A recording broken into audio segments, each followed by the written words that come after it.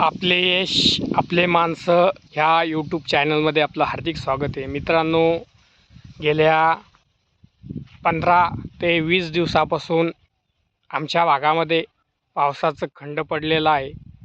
ह्यावर्षी येलो नीलो संकट दाखवलं आणि त्या संकटावरती मात करताना शेतकरी पुढेच असतो. सर्व गोष्टीचा विचार केला तर शेतकऱ्यांनी यावर्षी थोडाफार पाऊस झाला आणि पेरणी केली.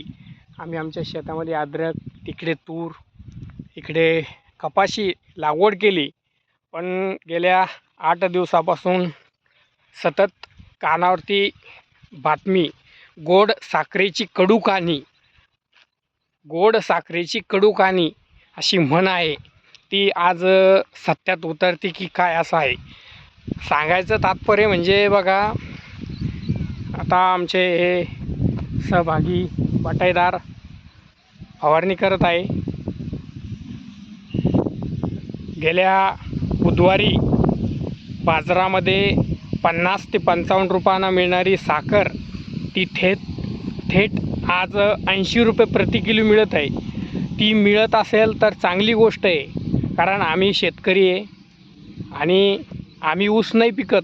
पण आमच्या पश्चिम महाराष्ट्रातील शेतकरी असेल, मराठवाड्यातील काही भाग असेल, त्यानंतर विदर्भात असेल किंवा अजून ज्या ठिकाणी जगाचा पोशिंदा तो कुठल्याही राज्यातला असो किंवा महाराष्ट्रातला असो किंवा आमच्या भागातला असो, त्या शेतकऱ्याच्या ऊसाला जे 3,000 रुपये प्रति टन भाव आहे, तो कमीत कमी 6 ते 7,000 झाला पाहिजे.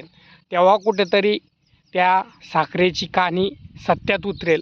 नाहीतर ऊसाचे भाव पाहिले तर 3,000 रुपये प्रति टन आणि साखरेचे भाव पाहिले तर 80 रुपये प्रति किलो, म्हणजे आज 1,000 रुपये क्विंटल आणि 80,000 रुपये टन साखर बाजारात मिळत असेल तर त्याच्या तुलनेत शेतकऱ्याला त्याचा हक्क मिळालाच पाहिजे. आणि शेतकऱ्याचा इतरही माल बेभाव विकला जातो. आता कांद्याचा भाव पाहिला तर आज 40 ते 50 रुपये प्रति किलो आहे.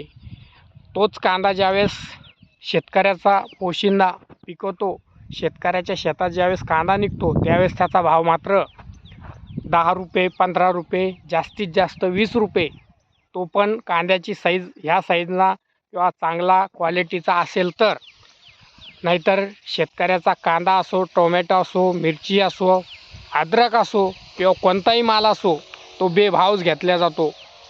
कारण शेतकरी एकजूट नसल्यामुळे ही परिस्थिती आहे.